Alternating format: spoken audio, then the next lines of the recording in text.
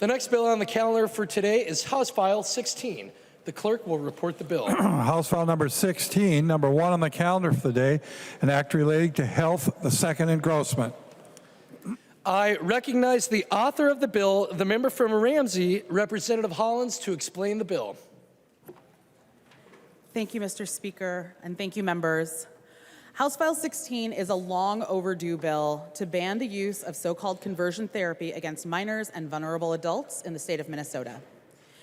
I say so-called because conversion therapy is not therapy at all. It has been denounced by every mainstream medical and mental health association. Conversion therapy includes a range of dangerous and discredited practices aimed at changing a person's sexual orientation or gender identity. It preys on the fears of parents and does irreparable harm to children. Conversion therapy practices include berating children, aversion therapy using nausea and electroshock, and even something called therapeutic rape. Beyond being humiliating, degrading, and painful, studies have shown that these treatments are ineffective and lead to depression, decreased self-esteem, substance abuse, self-harm, and suicide. House File 16 would also protect desperate and confused parents from being taken advantage of. A recent study by the Trevor Project found that $650 million is spent annually to provide conversion therapy. In committee hearings, we heard from testifiers whose parents went into severe debt to put their teenagers through conversion therapy. Imagine spending $30,000 on a treatment that's not only ineffective, but actively harmful to your child. Minnesota has long been a leader on LGBTQ+ issues, but we've lagged behind on the issue of conversion therapy. 20 other states, the District of Columbia and Puerto Rico, have all restricted the use of these harmful practices. And our fight against conversion therapy in Minnesota started long before I was elected. In fact, this bill has been championed for 10+ years, first by former Rep. Susan Allen, then by Representative Peter Fisher, then by now Senator Erin May Quaid, and finally by former Representative Hunter Cantrell. And I know he's around here somewhere, but I wanted to take a second to thank Representative Cantrell. Not only did he carry this bill when he was in the House, but he has continued to work on it with me during the past 3 years. So I want to recognize his dedication to this issue and to our LGBTQ communities. We're here today because we must move past the idea that queer people, especially our children, can choose their sexuality or gender identity and let them show up as their full, glorious, authentic selves. Finally, please keep in mind that there are people in this body and in the gallery who have been directly impacted by conversion therapy, whether they've been forced through it themselves or have lost loved ones to suicide following this destructive practice. This is a devastating, highly personal, highly distressing topic, and so I look forward to a passionate but respectful debate. Thank you, Mr. Speaker. Members, there are amendments at the desk, but before I instruct the Chief Clerk to report those amendments, it's my great honor to recognize former House member Hunter Cantrell. Please welcome Representative Cantrell back to the chamber.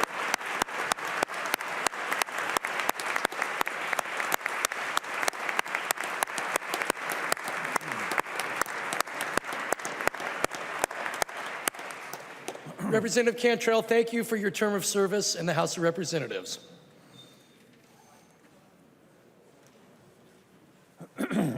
There is an amendment at the desk. The clerk will report the amendment.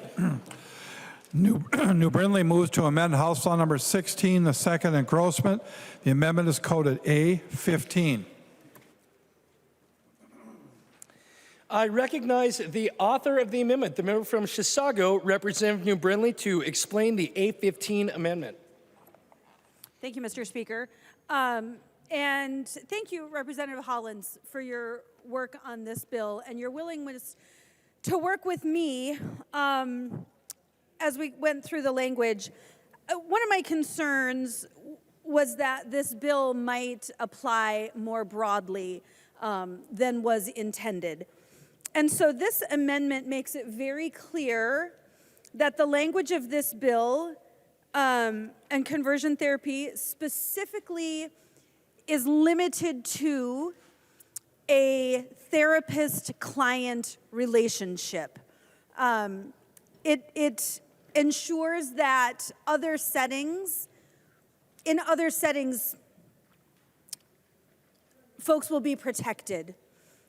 They will be afforded some protections. For example, clergy who might be, quote, counseling with a member of their congregation would not fall under House File 16 if this amendment is accepted. In addition, I had concerns that perhaps there would be a therapist with a niece or a nephew who was struggling, and that could create some gray area in conversations just within a family.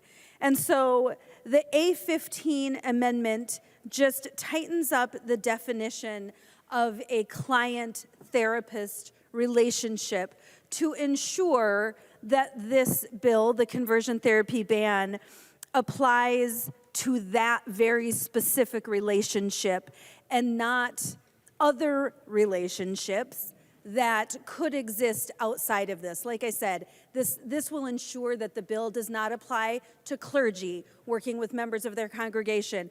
It actually makes sure that someone who happens to be a therapist, this would not apply to them if they're not working as a therapist in those relationships. So it just provides some protections and more clearly defines who is affected by this conversion therapy ban, and I would ask for a yes vote. Further discussion to the A15 amendment. I recognize the member from Ramsey, Representative Hollins. Thank you, Mr. Speaker. And I want to thank Representative Neu Brindley for working tirelessly with me on this to get to some language where we could both be in agreement on this. I think we found a pretty good compromise here, and I think that it's one that does protect both children and individuals who might be seeking counseling, but also protects individuals who are licensed therapists but are not providing a formal therapy to somebody. And so I would encourage a yes vote. Any further discussion to the A15 amendment? Seeing none, all those in favor of the A15 amendment, please say aye. Aye. Those opposed, please say no. The motion prevails and the amendment is adopted. There is an amendment at the desk. The clerk will report the amendment. Neu Brindley moves to amend House Law number 16, the second engrossment as amended. The amendment is coded A20. I recognize the author of the amendment, the member from Chisago, Representative Neu Brindley, to explain the A20 amendment. Thank you, Mr. Speaker. So another concern that I had with the underlying bill language is in the definition of conversion therapy, it talks about changing behaviors. And I just wanted to make it very clear, and this amendment would make it very clear, that when we're talking about changing behaviors as it relates to conversion therapy, we are talking about changing behaviors for the purpose of changing sexual orientation or gender identity. Now, in working with our nonpartisan staff, it is their understanding, it is their belief that the underlying language already does that and that this amendment would be redundant. Mr. Speaker, would Representative Hollins yield for a question? Representative Hollins will yield to a question. Representative Neu Brindley. Thank you, Mr. Speaker. I just want to make sure, Representative Hollins, is your understanding that in the underlying bill language, that when it references on line 1.12, when it references changing behaviors, that is very specific to changing behaviors for the purpose of changing someone's sexual orientation or gender identity? I recognize the member from Ramsey, Representative Hollins. Thank you, Mr. Speaker. Representative Neu Brindley, that is my understanding, both from my conversations with nonpartisan research, but also with my conversations with mental health professionals and the Board of Psychology. Representative Neu Brindley. Thank you, Mr. Speaker, and thank you, Representative Hollins. I think that that's a really important distinction because, frankly, in this space and in the therapy space generally, it's about changing behaviors.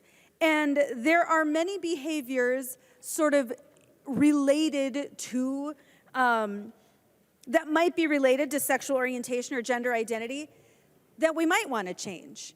We talked specifically, Representative Hollins and I, we've had many conversations, and we talked specifically about things like a pornography addiction, or things like inappropriate expressions that might not help someone to fit into their new identity, whatever it is they are seeking to do. And so it could be really critical that a therapist have the ability to work with a client to change behaviors. And so I just wanted to make sure that this is very clear that we're talking about changing behaviors for the purpose of changing sexual orientation or gender identity. And I appreciate the clarification, Representative Hollins, and with that, I will withdraw my amendment.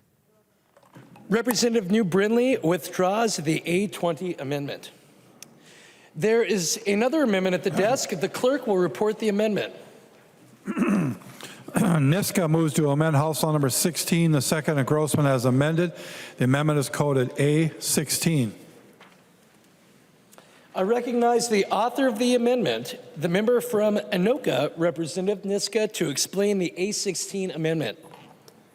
Thank you, Mr. Speaker and members. The A16 amendment grew out of discussions I had with the bill author in the Commerce Committee about a couple of constitutional concerns I have about this bill. There really are two constitutional defects, in my opinion, on this bill, and they both relate to its efforts to regulate particular viewpoints that I don't believe the government has a proper role in regulating. And in introducing the bill author said that we must move past the idea and described an opinion. And it is fine for all of us to advocate for moving past ideas. What it's not fine for is us as the Minnesota legislature trying to prohibit the expression of those ideas. And I believe that the Section 3 of the bill is particularly problematic from this perspective. It tries to define as consumer fraud and write into our consumer fraud statutes a prohibition on an expression of a particular opinion. In Section 325F.69, our current law, in Subdivision 1, we broadly prohibit the act, use, or employment by any person of any fraud, false pretense, false promise, misrepresentation, misleading statement, or deceptive practice. So if someone is already engaging in consumer fraud and selling anything, including therapy of any kind, that's already against Minnesota law. What this bill does is it adds an additional subdivision in that same section that specifically calls out an opinion and uses the same language and then uses the word by and then talks about a viewpoint that people might express out in the marketplace and defines that viewpoint as being consumer fraud. Members, that is something that we as the state of Minnesota cannot do. As Justice Robert Jackson said in the landmark Barnett case in 1943, this is the case in which the Supreme Court struck down a law requiring students to salute and pledge to the flag. Justice Robert Jackson, the majority opinion, said, if there is any fixed star in our constitutional constellation, it is that no official, high or petty, can prescribe what shall be orthodox in politics, nationalism, religion, or other matters of opinion. Members, that is exactly what this bill is doing. It is telling people that we, the state of Minnesota, are declaring certain opinions to be fraudulent. We cannot do that. I do not believe, for example, that Majority Leader Long's public option bill is based on a truthful premise that Minnesota Care is equivalent to the plans on the individual market. But we cannot say it is a fraudulent view to express that it is consumer fraud to express that view in the marketplace any more than we as the legislature can say it is consumer fraud to express a contested view about sexuality, which is what this bill tries to do. As the Supreme Court said in 1995 in the Rosenberger case, government must abstain from regulating speech when the specific motivating ideology or the opinion or the perspective of the speaker is the rationale for the restriction. Members, we should all take our oaths very seriously. We should take the First Amendment very seriously, and we should take very seriously the costs that we are imposing on the Attorney General's office and on the state of Minnesota when we pass laws that are going to be challenged in federal court and probably struck down. My amendment is a way to tighten up this statute, to fix one of the constitutional defects in this statute, and so I urge members to vote yes. And Mr. Speaker, I request a roll call. Representative Niska requests a roll call vote. Seeing 15 hands, there will be a roll call vote. Is there any further discussion on the A16 amendment? I recognize the member from Ramsey, Representative Hollins. Thank you, Mr. Speaker. I understand what Representative Niska is trying to get at here, but I have had conversations with both the Attorney General's office, the Governor's office, and we were all within our rights to restrict commercial speech. I actually pulled up some precedent for that, just for this occasion, lawyer to lawyer. So in the 8th Circuit Court case 1-800-411 Pain Referral Services versus Auto, the Constitution accords a lesser protection to commercial speech than other constitutionally guaranteed expressions. Commercial speech can be subject to greater governmental regulation than non-commercial speech. Another case from the 8th Circuit, Martin v. Campbell, says the legislature was free to prohibit commercial speech that tended to deceive the public rather than inform it. The reality is we're not talking about opinions on whether or not being gay or trans is good or bad. We're talking about a particular practice that has been disproven by science. And it is not right for us to be able to advertise and say that it is going to fix something when we know it doesn't fix it. So we're well within our rights to control this commercial speech, and I would advise a no vote on the amendment. Thank you. Further discussion to the A16 amendment. I recognize the member from Ramsey, Representative Pinto. Thank you, Mr. Speaker. Members, just before we vote, I want to note that while the second half of this talks about conversion therapy, these are all examples of things that I would hope that every single member of this chamber would be willing to vote against and be willing to say that it should be prohibited. So this amendment would be taking away this provision, and so members, I sure hope you'd want to keep this, that we're saying that nobody can employ any fraud, false pretense, false promise, false guarantee, misrepresentation, false or misleading statement, or deceptive practice. That's the question before us. So if you vote green, you're saying that we're not going to prohibit those things. If you vote against this, you're saying that we do in fact want to protect the consumers of this state against fraud, false pretense, all the way through deceptive practices. I would hope we could all agree with that. Vote red. Thank you, Mr. Speaker. Further discussion to the A16 amendment. I recognize the author of the amendment, the member from Anoka, Representative Niska. Thank you, Mr. Speaker, and thank you, Representative Pinto, for that comment. Again, I would direct members to existing law, which already prohibits all of those things. It already prohibits the use, the act, use, or employment of any fraud, false pretense, false promise, or misrepresentation, but it does it without specifically calling out particular contested expressions of opinion, which is what the bill does. So what the bill does in Section 3 is to simply add to existing law, which does, in fact, pass constitutional muster. It is, in fact, as Representative Hollins points out, it is, in fact, constitutional in the commercial speech context to prohibit fraud. What it is not constitutional to do, even in the commercial speech context, is to say, here is a particular political view, here is a particular contested opinion about what is the nature of homosexuality, for example, and to say that that opinion, we as the state have deemed to be fraud. We as the state do not get to deem contested political opinions, whether we disagree with them or not. And I'm sure that many of us would disagree with the statements that are here, but we don't get to say that they're fraud. That is not the proper role of the state government. It is not proper for us as people who swore an oath to uphold the Constitution of the United States and the Constitution of the state of Minnesota. It is not proper for us to use the power of the state, to use the power of the government to tell people that certain views, certain opinions are allowed and certain opinions are not allowed. So I urge you, for the sake of your oath, for the sake of the principle that we as the state do not get to decide which political opinions are in bounds and out of bounds, to vote yes on this amendment. Thank you. Any further discussion to the A16 amendment? Seeing none, the clerk will take the roll on the A16 amendment.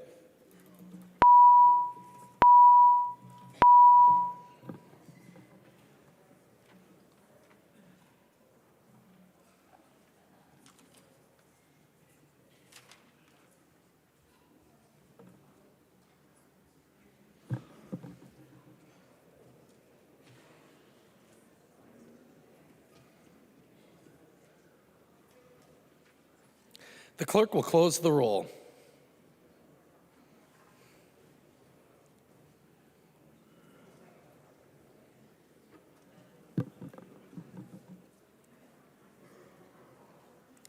There being 59 ayes and 70 nays, the motion does not prevail and the amendment is not adopted.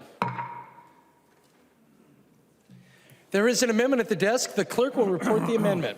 Franzen moves to amend House File Number 16, the second engrossment as amended. The amendment is coded A18. I recognize the author of the amendment, the member from Douglas, Representative Franzen, to explain the A18 amendment. Thank you, Mr. Speaker. Members, we have a bill before us that bans therapy for sexual orientation reasons. And if that's the case, then we should be banning therapy for minors. That in essence says that you can change their birth sex with hormones and surgery. To not ban chemical castration and genital surgery is inconsistent on minors. You can't ban sexual orientation therapy and then leave in place chemical castration and genital surgery.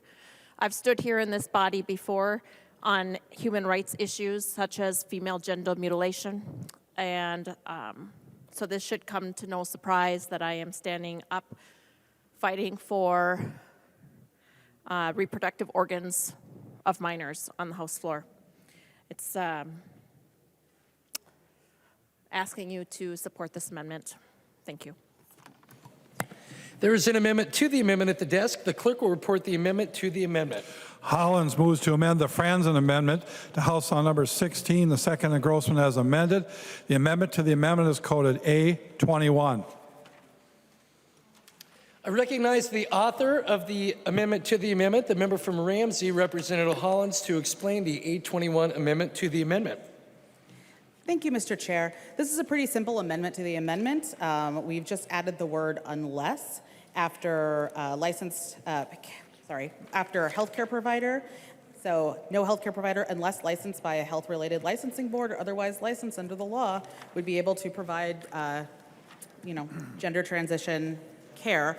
I think this is something that we can all agree. If we are going to do gender-affirming care, the medical professionals who are doing that work should be licensed by a official board. So I hope that we can all support this amendment to the amendment. Thank you. Any discussion to the amendment to the amendment? I recognize the member from Douglas, Representative Franzen. Thank you, Mr. Speaker. First, I'd like to request a roll call on the Hollins amendment. Representative Franzen requests a roll call vote. Seeing 15 hands, there will be a roll call vote on the A21 amendment to the amendment. Thank you, Mr. Speaker and members. I think you just heard it here that that the bill author is okay with chemical castration and surgery, genital surgery on minors. We're talking about minors here. Children who do not know what they want for dinner half the time, who don't know what they want to wear to school. But those minors can consent to being chemically castrated and having their genitals surgically removed. You have to smoke, or legal smoking age here in Minnesota is 21. For alcohol, it's the age 21. We're talking about actively harmful acts. I would say that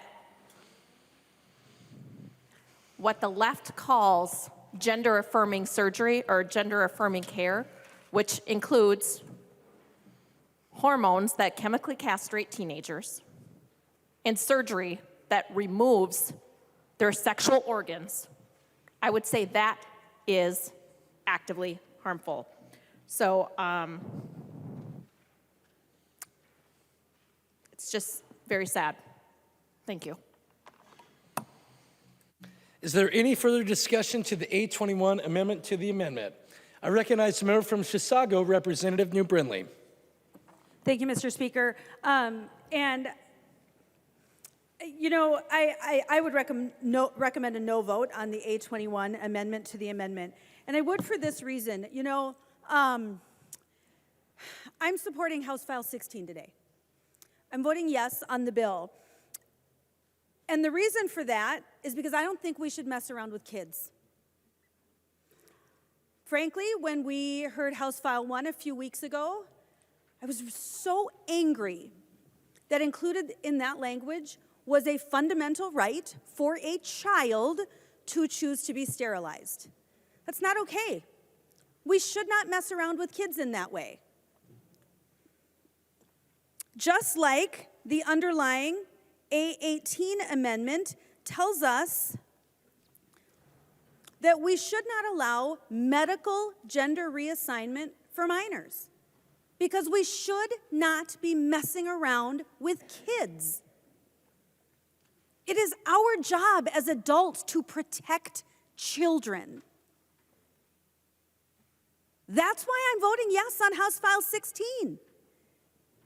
Because my belief is that that protects children. But we shouldn't pick and choose where that matters. We should protect children in this way too. You know, I think actually we had a really thoughtful conversation in committee on a very similar underlying amendment, the A18. We had, I think, what was a very thoughtful conversation in committee. Discussing the concerns that, particularly when it comes to gender identity, there is a lot of fluidity when it comes to kids. And now we're seeing a ton of research come out that kids particularly are identifying one way or the other, and they're changing that later. And so certainly this underlying amendment does not prohibit a social gender transition. It doesn't prohibit any particular gender identity.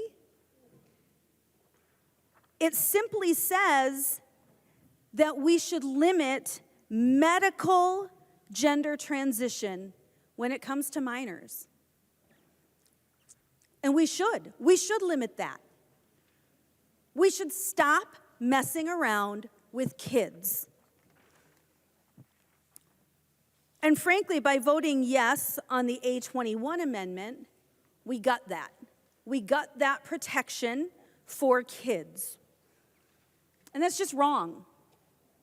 And I get that there's a lot of inconsistency here. We want to say that kids can be sterilized. We want to say that kids can have medical gender transition, but then they shouldn't be subject to conversion therapy. It's just not consistent.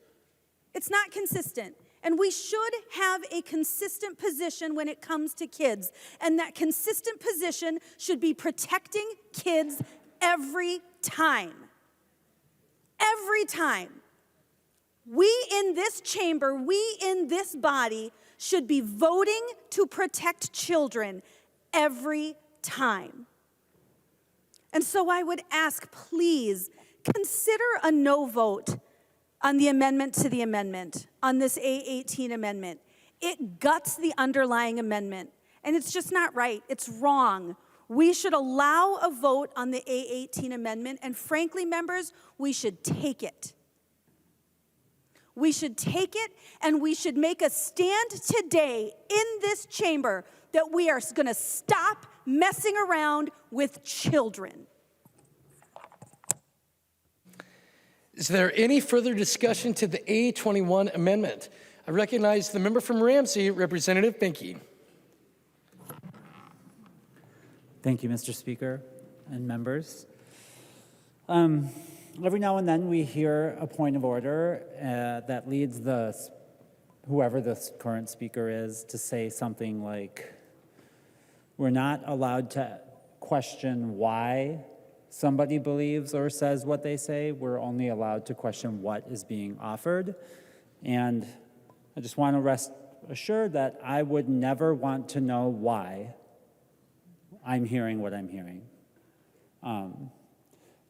Gender-affirming care is safe, it's responsible, it's life-saving. What we're hearing about it right now is wrong. And it's meant to scare people. It's meant to create fear of a community that is small and scared. And what we need to do is recognize that this is a community that needs support and love and safe places to live and receive health care to avoid bad outcomes that we all want to see.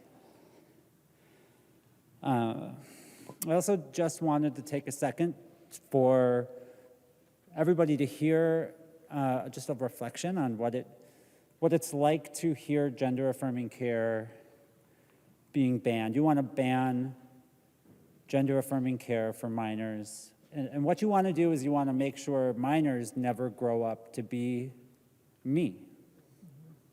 That's what that means, right? So you have a member here, more than one, who lives because of gender-affirming care, whose life depends upon it, whose life was saved by it, and who, I believe, has something to contribute to this body that hasn't been contributed before, and that's valuable.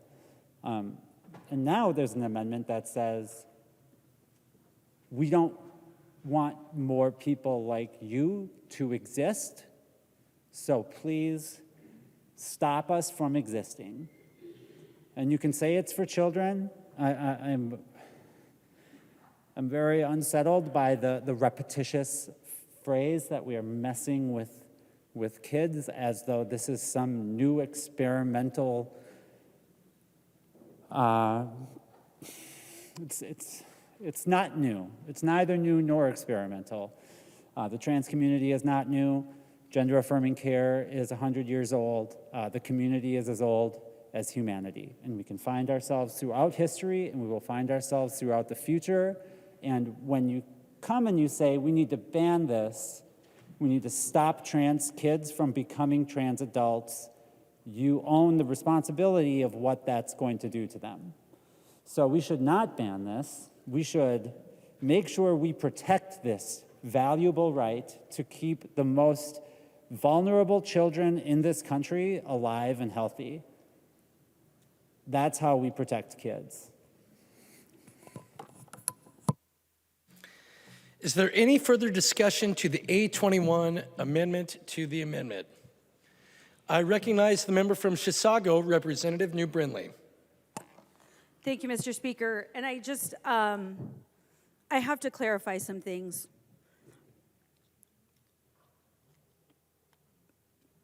Because Representative Finke, I want you to live your best life and to be who you are. But I also recognize and I understand the data. And I understand that there are kids who struggle.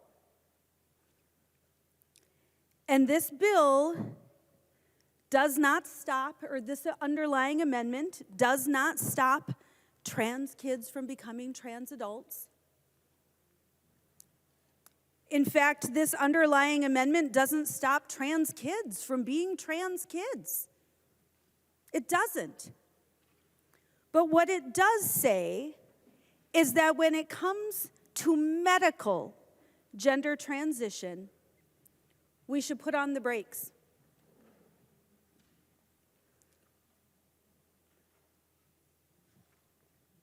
When we're talking about medical gender transition, we're talking about things like hormone therapy that stops puberty from happening. It stops natural body processes from moving forward. And we don't yet know, the data is unclear on whether or not even hormone blockers are reversible. But certainly we know that surgeries are irreversible.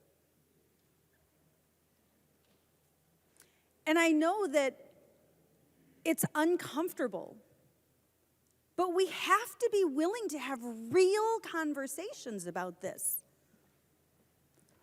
We have to be willing to look at the data and acknowledge, a friend of mine, her daughter was in a play recently, and in this very small cast, it was less than 30 kids, there were 4 girls who were now identifying as transgender. 4 in that very, very small sample. This is a massive change historically, a massive change historically. And we owe it to our kids to understand what is happening and to say, stop. We are not going to allow permanent changes to children that they can never get back.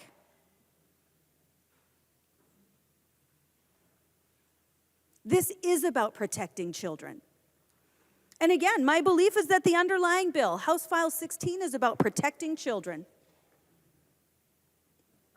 But so is the A18 amendment. And we can show you study after study after study. And the studies, by the way, and the people who are speaking out on this issue, by the way, are typically people who are trans themselves and who have been working in gender clinics and who have seen the changes over the last decade and are concerned, and they think we should be putting on the brakes. This is not some right-wing conspiracy. This is data, this is testimony, these are stories coming from folks who are trans themselves, coming from folks who work in gender clinics and are providing gender-affirming care. Those are the people who are saying right now that we need to put the brakes on. That we need to put the brakes on, and we need to protect our kids. So again, I would ask you, vote no on the A21 amendment. It serves no purpose other than to gut the A18 amendment and take away our ability to protect kids. Vote no. Is there any further discussion to the A21 amendment? I recognize the member from Ramsey, Representative Becker-Finn. Thank you, Speaker. And this is also not a left-wing conspiracy. This issue is really about parents wanting to do best by their own kids. And what this underlying amendment does is it tells parents that they don't get to decide what kind of care their child needs. And, whether that's Representative Cagle's kid or, Representative Niska's kid or anybody's kid, we as parents should get to decide what care is right for them. How many of you know someone who's had a baby with their ears pierced? That baby didn't consent to that. That's a permanent change, but we've all decided that that's okay. Our culture says that's okay because the parents decided that that was okay, and within their household and within their family, they thought that was okay. And so what this underlying amendment, and the reason that, some of us think it needs to be changed is because the underlying amendment would tell us we don't get to make those decisions for our kids, that our constituents don't get to make those decisions for their kids. Kids know who they are. They do inherently know who they are, even at young ages.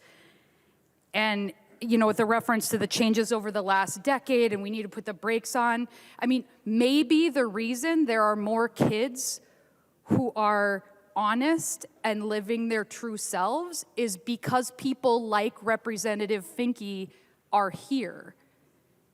And because we're talking about it and we're lifting it up, and some of us are standing up and saying there is nothing wrong with you being who you are, and your parents helping you to be who you are.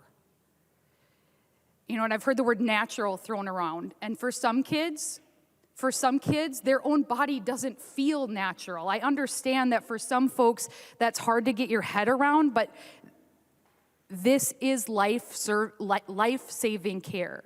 It is gender-affirming care because it affirms those kids and who they are. And so I just want to really ground us in that we can attribute it to all these things like conspiracies, or it's moving too fast, or why are things different than they were 20 years ago? Well, it's good that they're different because kids are more free to be who they are, and they aren't afraid. I didn't plan to share this on the House floor today, but I didn't know my whole life that I was queer. I thought there was something wrong with me. My whole life, I thought there was something wrong with me, and it wasn't until I started spending more time and reading queer authors and meeting queer folks and people who were brave and were themselves that I realized that there was nothing wrong with me at all. And I actually get to be more free now than I ever have been in my entire life because I'm being true to who I am, and nobody gets to tell me that I'm not.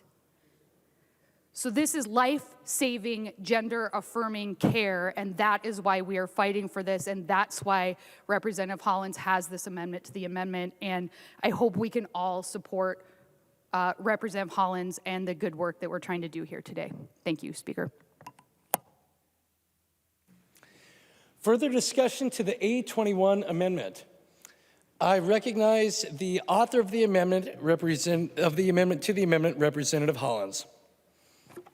Thank you, Mr. Speaker. I think this has been a really good debate. I just wanted to, in addition to, personal stories and reflections, I'm a very data-driven individual, and so I have a bunch of research because I do think it's important. I think it's important for us to recognize what gender-affirming care is.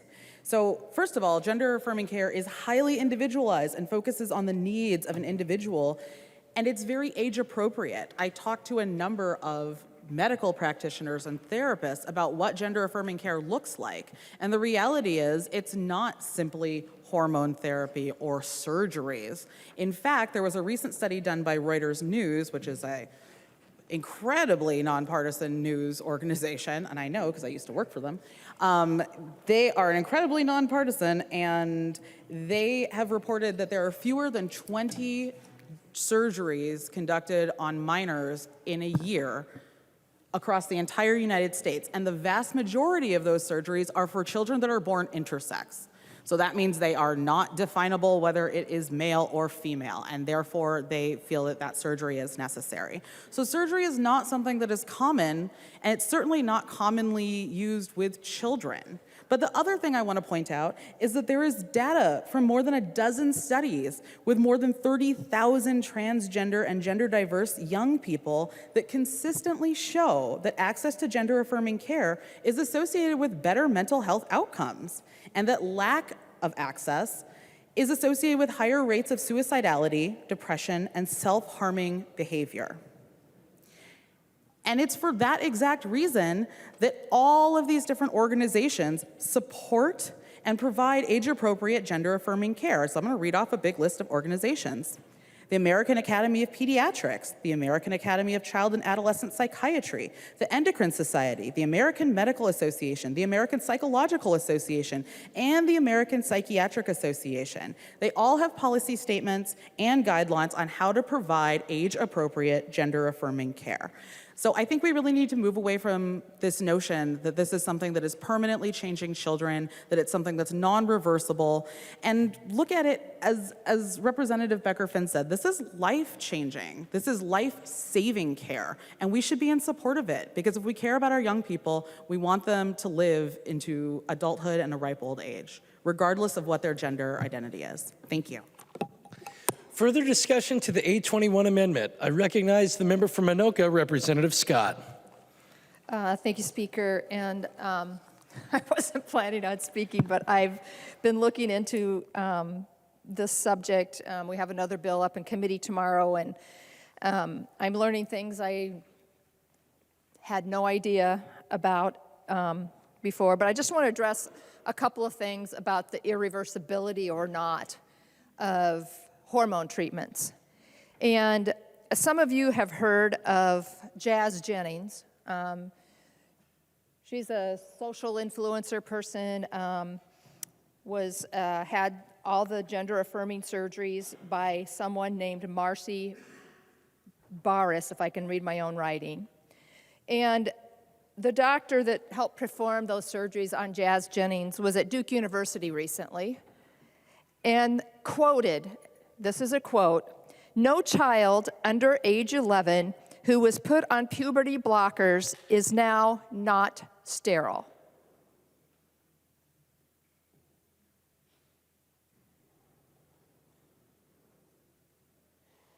That's someone that does this for a living. In case you were wondering if it's equivalent to having a baby's ears pierced, phalloplasty. This gender-affirming surgery involves a multi-stage procedure for transmasculating genitoperineal reconstruction with creation of a penis, urethra, or urinary channel to be able to urinate, scrotum, and the obliteration of the vaginal cavity with closure. Slightly different than having a baby's ears pierced. The removal of the female genital organs, such as the uterus and ovaries and fallopian tubes, are required and usually performed separately and prior to the phalloplasty surgery.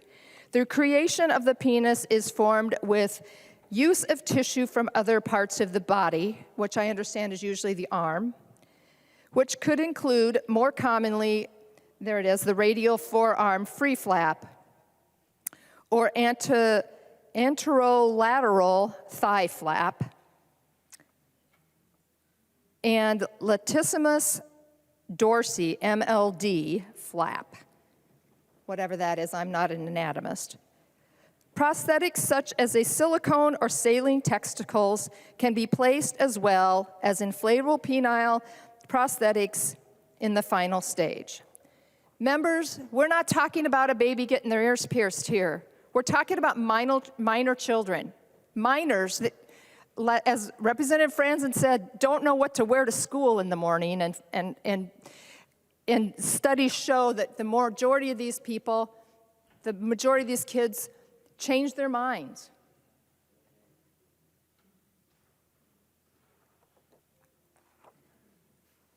We need to protect our kids. It's what we used to do. When they're an adult, let them make this decision.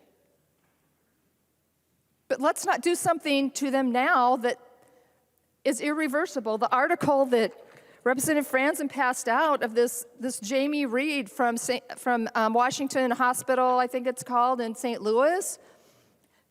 She had a young girl, I think she was 15 or 16, and she came in, had both of her breasts removed, and a short time later decided that wasn't what she wanted to do. She came in, she was pregnant, so she will never be able to breastfeed her child. It's not okay. It's not okay. We need to protect our kids. Vote down the amendment to the amendment, and let's vote for the Franzen amendment. Thank you. I recognize the member from Douglas, Representative Franzen. Mr. Speaker, members, weeks ago we heard House File 1, and that was a bill on abortion. And we wanted parental notification that if a minor was going to have an abortion, that the parents would need to know.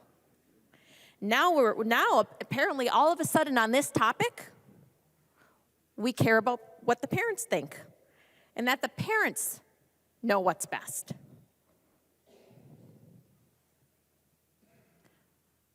My amendment is about protecting kids.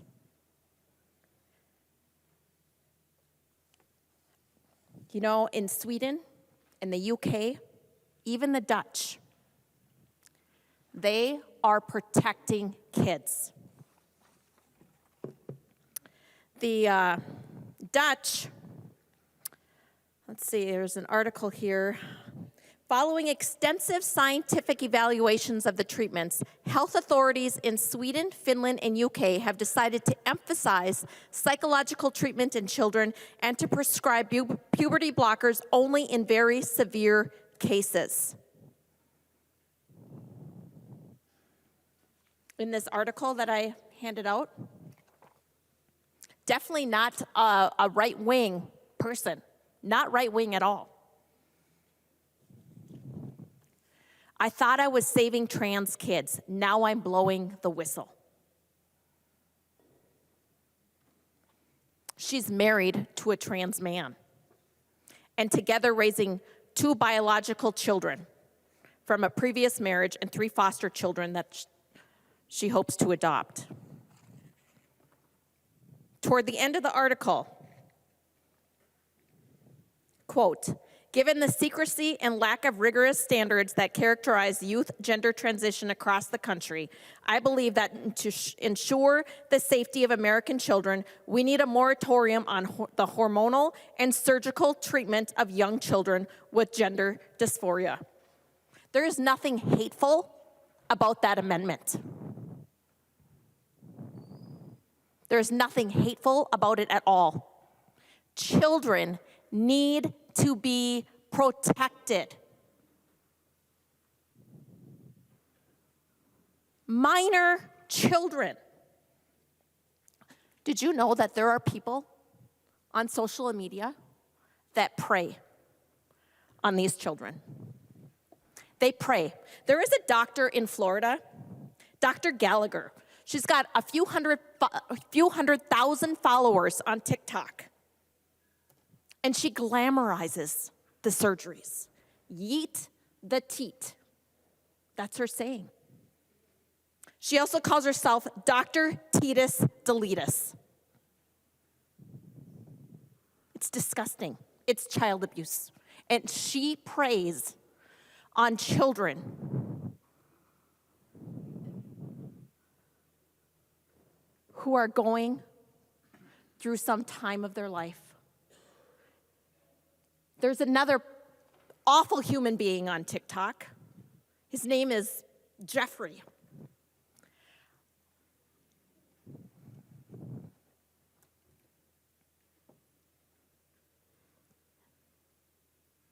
These are real kids that are being preyed upon. And they think they want this permanency without realizing the ramifications. Nobody is saying that when they're 18, they can't do this.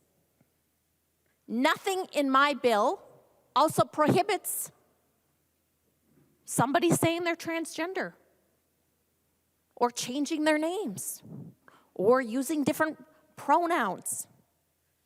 It bans medical surgeries of minors. That should be an easy yes vote. So I don't understand how it is that this body in 2017 voted to protect girls from female genital mutilation.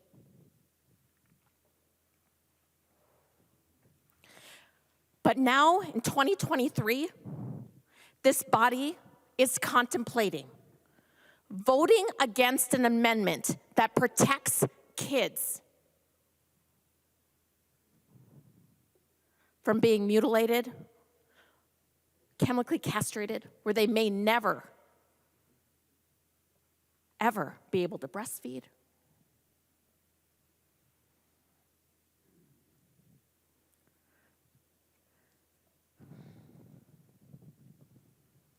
I ask that you put away your political bias, your political ideology, your gender ideology. Point of order, Mr. Speaker.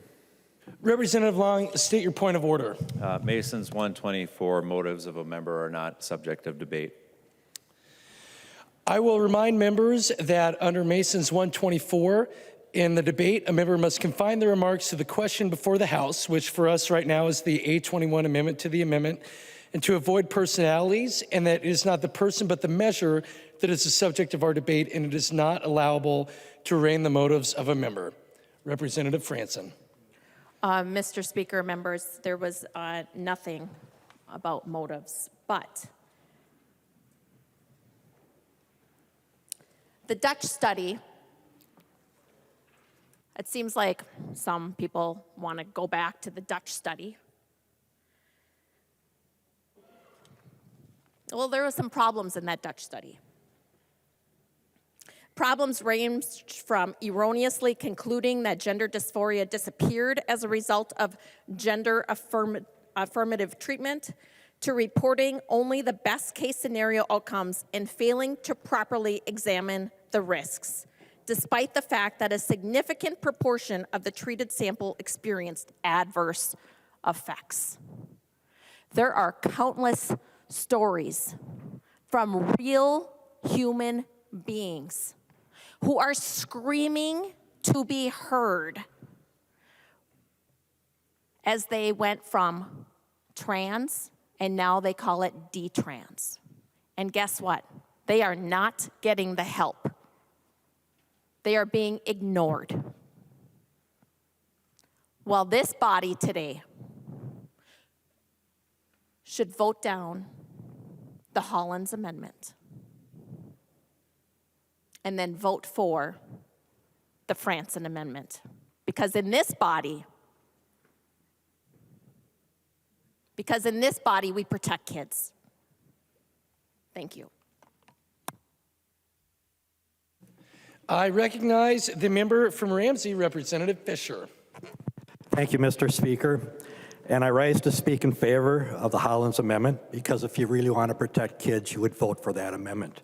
And I'll talk about this from the experiences I've had. I've had the privilege for the last 15 years to work with and support youth who've been homeless.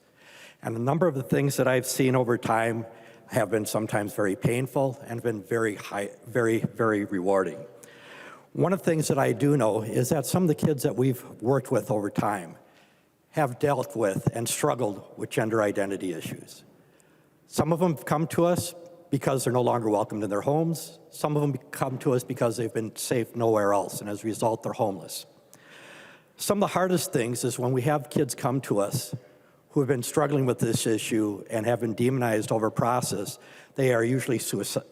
It's not unusual. They may be contemplating suicide. It may not be unusual that they're doing self-harm in the process. The hardest thing is when we lose a kid that way, because right now we have kids that die because they're not able to get the medical help that they need. And that is one of the hardest things when you see a kid who's got a great potential of a great future in front of them, not to be able to receive the treatment they need and die.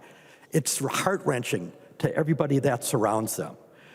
And at the same time, I have seen the wonderful opportunity of what happens is when a child is able to receive the treatment that they need, the medically sound treatment, and to watch them blossom and grow. There's nothing more rewarding than seeing these youth grow and blossom, and then the support that they receive, and see them move forward, becoming stably housed, becoming stably employed and educated in our economy.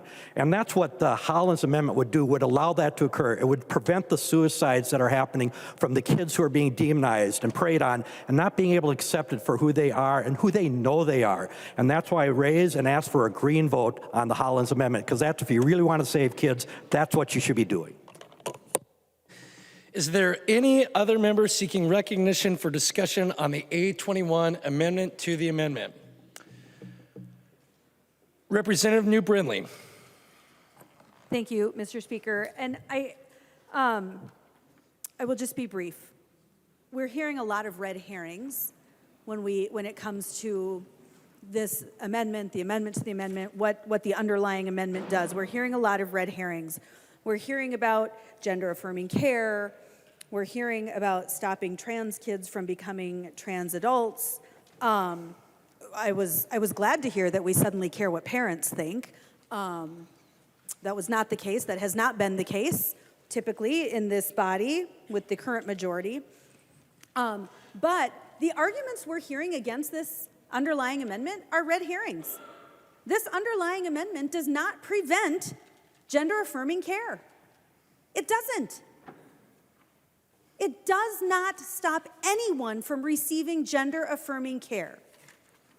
What it does do is say that as part of that gender-affirming care, we should understand that medical gender reassignment has permanent consequences, consequences that children should not get to decide on. All we're saying is that medical gender reassignment should wait until they are adults. This does not prevent gender-affirming care. This does not say that trans kids don't exist. This does not say that we want to stop trans kids from becoming trans adults. It just says that the medical procedures should wait until they are adults. And that when they are kids, we as adults have a responsibility to protect them. Seeing no further discussion, the clerk will take the roll on the 821 amendment to the amendment.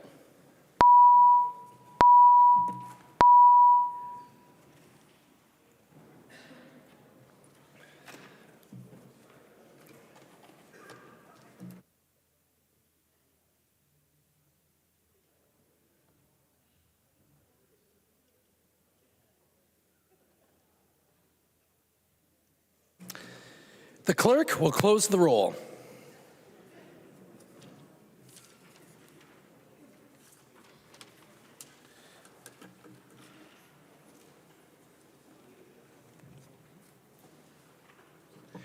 There being 70 ayes and 59 nays, the motion prevails and the amendment to the amendment is adopted.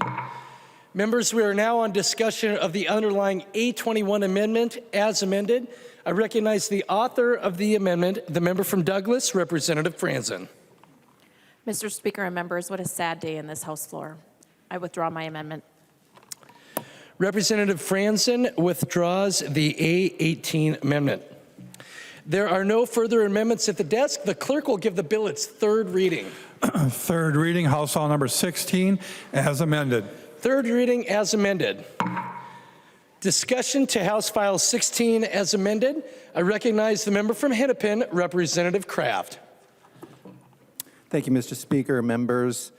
In March of 2021, while on St. Louis Park City Council, we actually adopted a resolution asking the state to ban the practice of conversion therapy.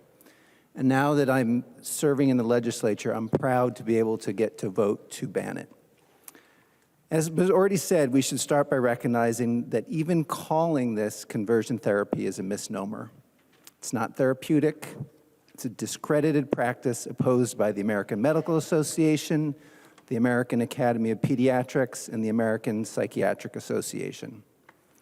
It's been shown to cause serious and dangerous harm to those who undergo it, including depression, anxiety, lowered self-esteem, alienation, and increased suicidal behaviors.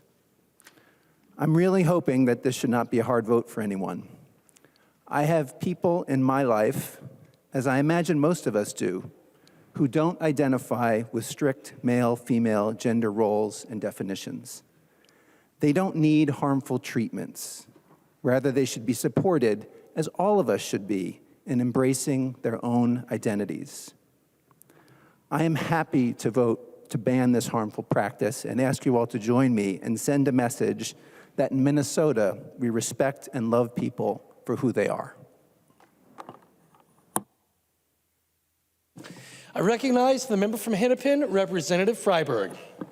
Thank you, Speaker. I was elected in 2012 when the anti-marriage amendment was on the ballot. That amendment, fortunately, was defeated, and marriage equality was passed legislatively a year later. It seemed like we were moving in the right direction in terms of acceptance of the LGBTQ community. But based on the testimony we heard throughout the committee discussion on this bill, and hearing about what people have gone through with harmful conversion therapy, it's clear we have a long ways to go. Bills targeting LGBTQ youth are not just being discussed in states like Texas and Florida, but they've been introduced here in Minnesota. It must be a terrifying moment for gay, queer, and trans youth around the country.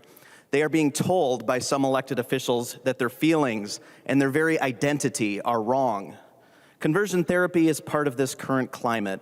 Minnesotans have told us that conversion therapy is traumatizing and leads to depression, decreased self-esteem, substance abuse, and even suicide. Every major professional health organization opposes it, including the American Medical Association, the American Academy of Pediatrics, and the American Psychiatry Association. We need to affirm and celebrate transgender youth and gender-expansive people for who they are and who they will become. Banning the dangerous and discredited practice of conversion therapy will change lives, improve lives, and save lives. That's why this bill is so important, why I co-authored it, and why I will be proud to vote for it. Thank you, Representative Hollins, for your leadership on this bill. I hope everyone will vote green. I recognize the member from Anoka, Representative Niska. Thank you, Mr. Speaker and members.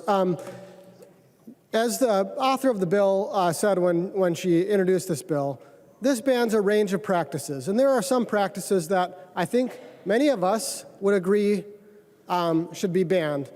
The way this bill is written, however, it does overstep the bounds that we have as the state of Minnesota into First Amendment territory and regulating speech. And Mr. Speaker, I would ask if the author of the bill would yield for a question.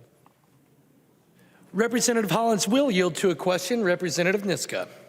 Thank you, Mr. Speaker. And Representative Hollins, I want to continue a conversation that you and I had in the in the Commerce Committee, particularly about how far this sweeps into the relationship between a therapist and a patient. And in particular, one thing we discussed in that committee was whether this prohibition, when it refers to any practice, would include a practice between a therapist and a patient that included only a conversation between the therapist and the patient, what's commonly known as talk therapy. And I would appreciate it if you would clarify, is a situation where the only thing that's happening is talk therapy, could that fall within the prohibition of conversion therapy under this bill? Thank you.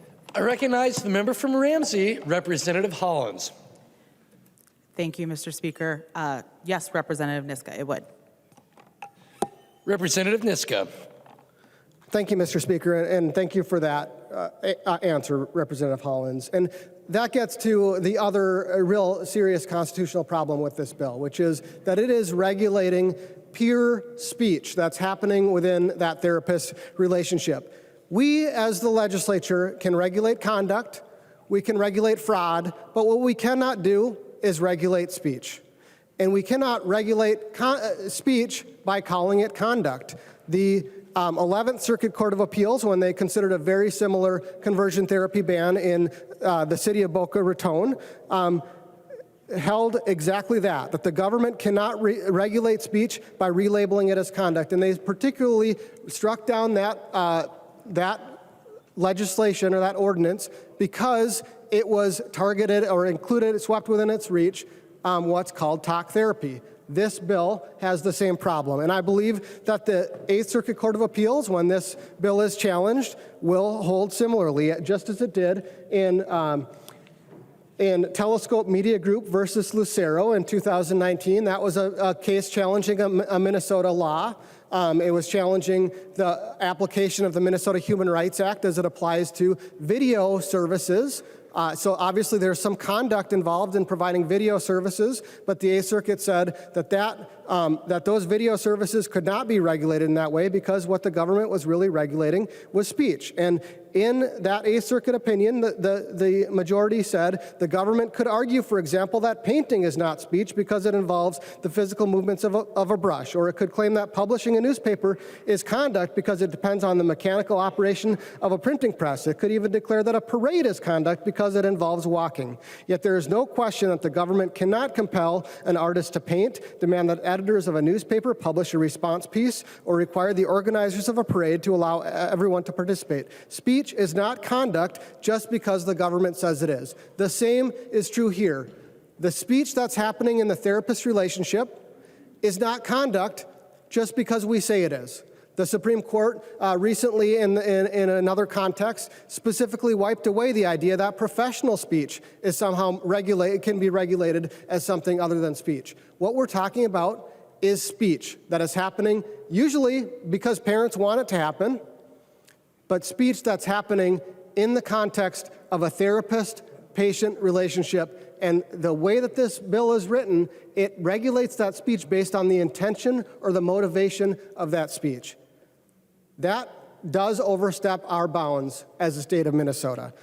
Just as us declaring that certain opinions are consumer fraud also violate our Constitution. So, members, again, on January 3rd, all of us, except for I think Representative Bliss wasn't here, all of the rest of us raised our right hand and we swore that we were going to uphold the Constitution of the United States and the Constitution of the state of Minnesota. Representative Bliss did make that same oath the next day, I believe.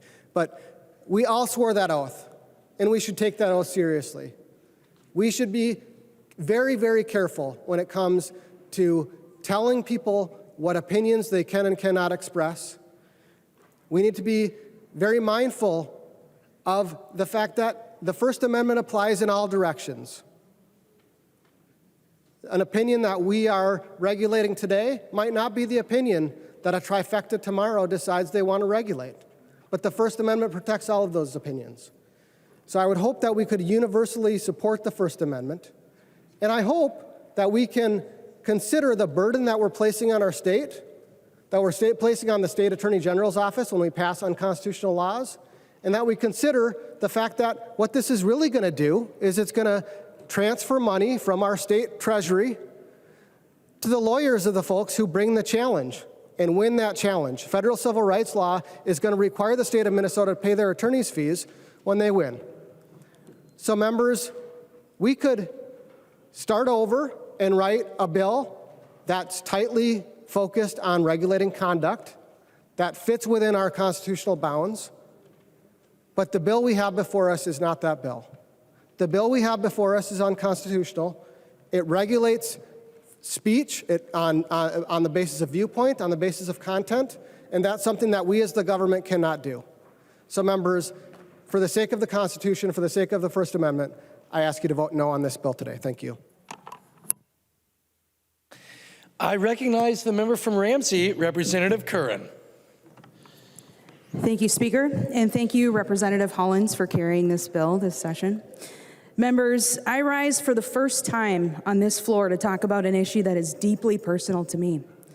I grew up in a world where being gay could get you dirty looks, awful nicknames, rejected from friendships, jobs, harassed in public, beaten, kidnapped, or murdered. Folks, this is the reality of being queer in America today.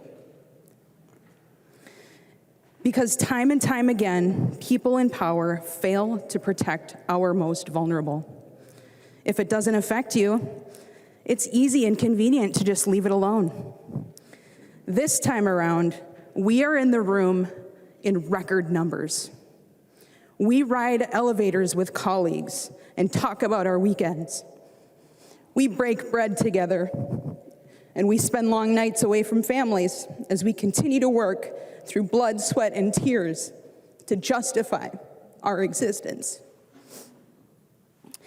How many of you second guess holding your spouse's hand in public? How many of you get advice from strangers on which public restroom to use?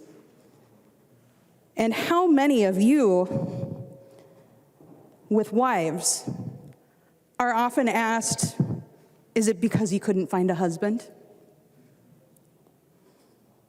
This is the reality of being queer in America.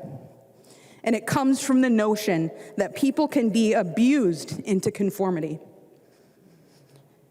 I want to draw attention to the effects of so-called conversion therapy, which should actually be referred to as abusive brainwashing, because that's what it is at its core.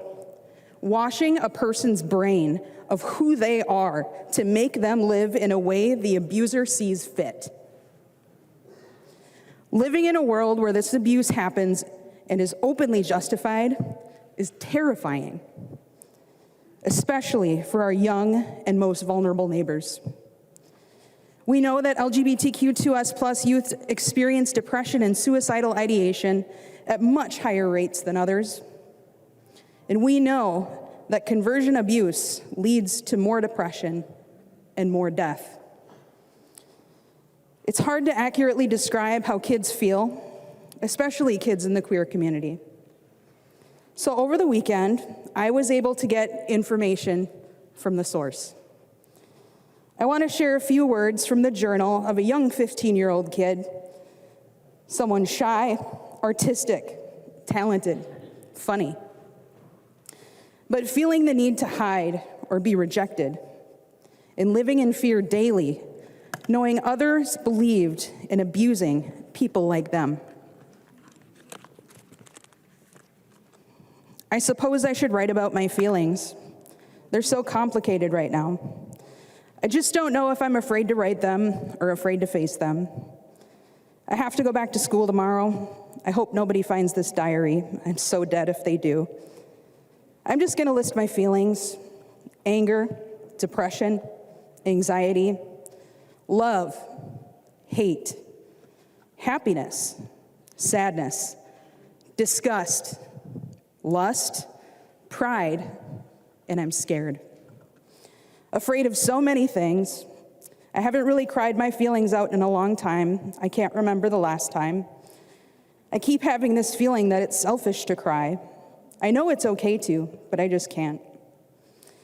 There's one person I want to tell all of this to.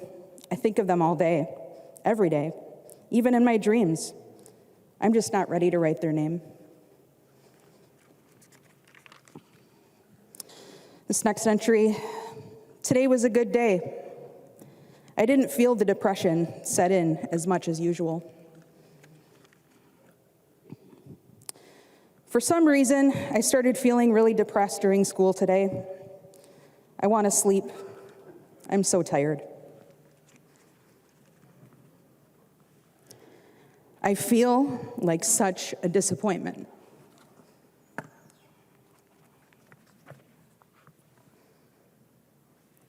As I sit here weeping, I can no longer grasp what is important. It's as if the world is spinning even more, and everything is much faster. Or is it slower? I just don't know. Last night, I cut a broken heart into my wrist. But don't worry, it didn't bleed. It was like I was standing there just watching myself, not knowing what was happening. All I can do is sit here rocking back and forth with tears flooding my face. It'll be okay, I hope.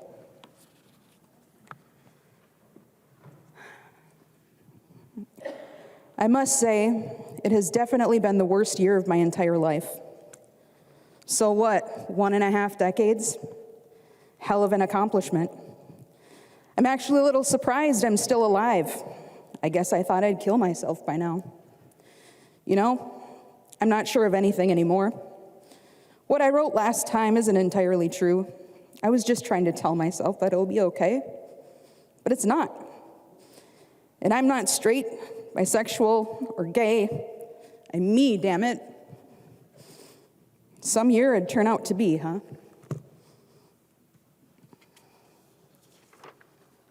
This teenager had a loving family, amazing friends, and potential for greatness they struggled every single day to realize. 15 years old. feeling lucky to be alive in a world where people could and did try to mentally and physically abuse the gay out of people. This kid living in a safe, supportive home, yet still terrified every single day. Now you might be starting to wonder what happened to this scared and confused kid from Centerville, Minnesota, who wrote those words over 20 years ago. Well, I grew up. I watched openly queer legislators fearlessly fight for positive change. I became a police officer to protect my community. And then I ran for office, and I became a lawmaker to protect my community.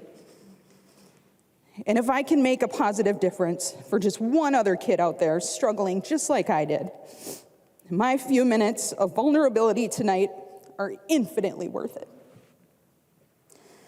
The very idea that a core part of my identity that I've had from birth, a part that makes me feel whole, is somehow allowed to be manipulated into disgust, touted as a moral defect, and openly subjected to abuse is absolutely beyond belief.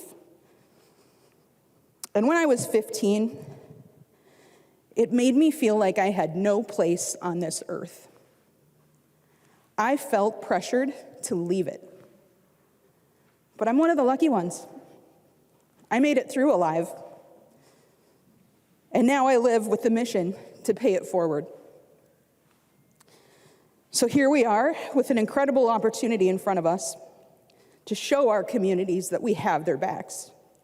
We support each other, and we condemn acts of conversion abuse on children and vulnerable adults. With our simple act of pushing a button, we can strip away fear, we can show compassion, and prevent other kids like me from believing that the world hates them just for who they are and who they love. This simple act of showing support is life-saving. And that is not an opinion, that is a fact. I hope you'll all feel a sense of pride by voting green with me tonight. Thank you.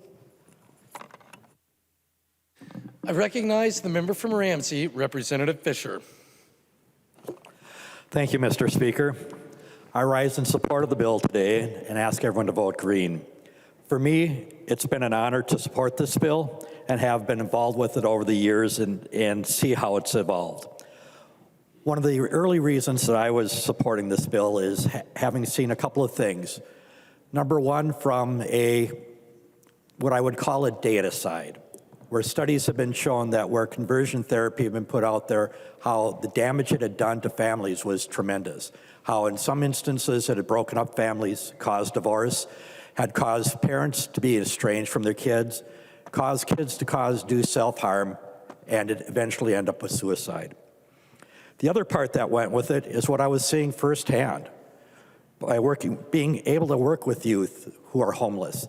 You know, in the homeless youth world, they estimate between 20 to 40% of the kids that we get to work with, the privilege I get to have to work with these kids, between 20 to 40% of those kids fall into a GLBTQ range. It's because many instances they've been made not to be welcome in their homes.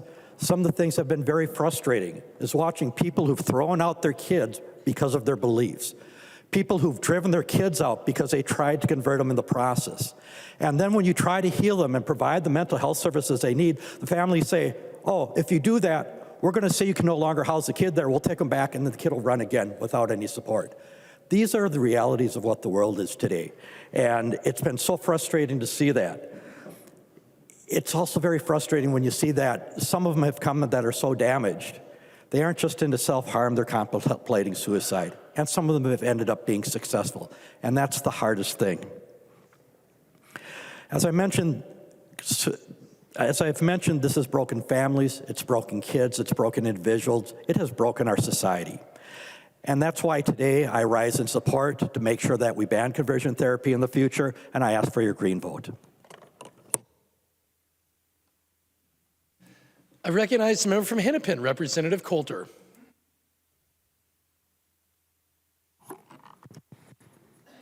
Well, thank you, Mr. Speaker. I was very undecided about whether or not I wanted to speak on this bill, partly because I did excuse me, a lot of talking last week, and I'm pretty new here and didn't want to wear out my welcome, but also partly because I wasn't sure how much this was my space to take up. And I want to take a moment, first of all, and I'm going to try not to get too emotional here, but I want to thank our queer colleagues for having to bare your souls and talk about a deeply personal aspect of your lives that I know I'm never going to have to do. I am a straight, white, upper middle class, right-handed Protestant male from the suburbs. The reality is that I am about as in the majority as anyone can be, in addition to obviously being in the majority party in this body. My identity has never caused me any real hardship. But this issue does feel really personal to me. So much so that when I was on the City Council in Bloomington, I encouraged our Human Rights Commission to explore an ordinance banning conversion therapy. And we're now one of a dozen cities in Minnesota to have done just that. Obviously, we all have colleagues, and I have family and friends in the LGBTQ+ community. But as I thought about this issue more, I realized that it hits at a part of my identity that I didn't mention previously. And it's probably the one that is most personal to me. My identity as a parent. And I'm disappointed that Representative O'Neill isn't here today because we recently had a very unexpected and meaningful conversation about what it means to be a parent and how to raise kids, and I wanted to thank her for that. I've been a parent for 4 years, 4 months, 1 week, and 1 day. And while I've learned a lot, I make absolutely no claim of being an expert on parenting. But there is one thing I am sure of. The most important thing a parent can do, job number 1, is to love your kids no matter what. At the end of the day, that's what this bill is about. Ensuring that we all love our kids for who they are, no exceptions. So the reason this bill is so personal for me is that conversion therapy goes against that most important job of being a parent. Conversion therapy tells kids that you need to change who you are as a person because according to someone else, who you are is wrong. That deeply personal journey that we have all been on of figuring out who you are is not yours to have. And it does so by relying on bunk science. And if I weren't on the floor of the House of Representatives, I might use a much more profane term. I've often said that being a parent is the best thing I've ever done, and the hardest. My kids frustrate me. They tire me out. They confuse me, sadden me, even anger me. But no matter what happens on any given day, I wake up every morning thinking about what I need to do to make sure that my kids know that their mom and I love them. The big things like making sure their basic needs are met, and the little things like singing songs and reading books and baking cookies together. Every Minnesota kid deserves to know that they are loved. Colleagues, please love them. Love them all. And the final argument I want to make is this. In the few times that I've spoken on this floor, I really haven't tried to persuade anyone, and I honestly don't know if I'll be successful or not. But I want us all to consider something. We are all representatives for our districts, but we're also representatives of our districts. The things we say and do, the votes we take, reflect on our communities and our constituents. Over the last few weeks, we've heard a lot of talk about which organizations are watching which votes, about what our constituents are paying attention to, about what factors may attract people and businesses to certain areas. Madam Speaker, point of order. Representative Koznick, for what purpose do you rise? I rise under Mason Section 1.2, personalities not permitted in debate. I offer advice that in numerous speeches by members, our personalities and motives have been called into question, whether we love a child or not, or whether what organizations we're supporting. And would encourage the speaker to remind the members to keep their remarks to the bill at hand. Thank you. Representative Coulter, you have the floor. Thank you, Madam Speaker. I know we've heard at least once that the chamber is watching. You know who else is watching? Young people. I like to think that I'm still a young person, even if I don't always feel that way getting out of bed in the morning. And here's what I know. Young people vote our values, and we vote with our business and our feet. So in the time we have before the board opens up, I hope we'll all take a moment to reflect on what our votes say about who we and the people we represent really are. Not just to those of us in this room, but to everyone out there with a future ahead of them. If you think future generations are going to grow less accepting of our LGBTQ plus neighbors or more accepting of efforts to cast them out of our society, I'm supremely confident in saying that you will be proven wrong. And those future job creators, teachers, doctors, nurses, and farmers, the ones we spend so much time and money trying to figure out how to keep them around, they're going to be the ones to do it. Conversion therapy is damaging, dangerous, and discredited. It is also profoundly contrary to our values as Minnesotans. We have an opportunity tonight to show that, and I hope we'll all take it. In some, what I can only call remarkable or fortuitous timing last night, I stumbled upon this quote from someone that I continue to learn from, Mr. Rogers. Knowing that we can be loved exactly as we are gives us all the best opportunity for growing into the healthiest of people. Thank you. The member from Hennepin, Representative Joachim. Thank you, Madam Speaker and members. I rise as a parent too. I know that many of you on this floor are parents. I want to bring you back to the time when you brought your child home from the hospital. That feeling of excitement, of sleeplessness, of, I was going to say nervousness, but real terror, of bringing home your new bundle of joy. Wondering if you got the car seat in right or if you were going to remember everything the nurses and doctors told you to do. And once you got home, how you could spend hours watching them sleep, looking at their tiny fingers and toes, hearing their coos, smelling their hair. A child, that precious gift that had your heart from day one. A child that you would do anything for. I felt that way each time we brought one of our 3 kids home. As a parent, my husband and I, we tried our best to provide a loving, safe, happy, and accepting environment for our children to grow up in. In fact, when my husband would tuck our kids into bed at night and say prayers with them, he would have a family prayer. And our motto was be safe, happy, and healthy. Tonight, I want to share a bit about our oldest child, our daughter, Madeline. I asked her if it was okay, and she gave me permission to do so. Madeline found her authentic self early in life, but she did not share that with us or the rest of the world until she was 23. She was home for Thanksgiving break and let us know she was gay. To be honest, it caught us by surprise just a bit. But in retrospect, when I think about it, she was leaving us breadcrumb trails all along the way. I also was a little sad.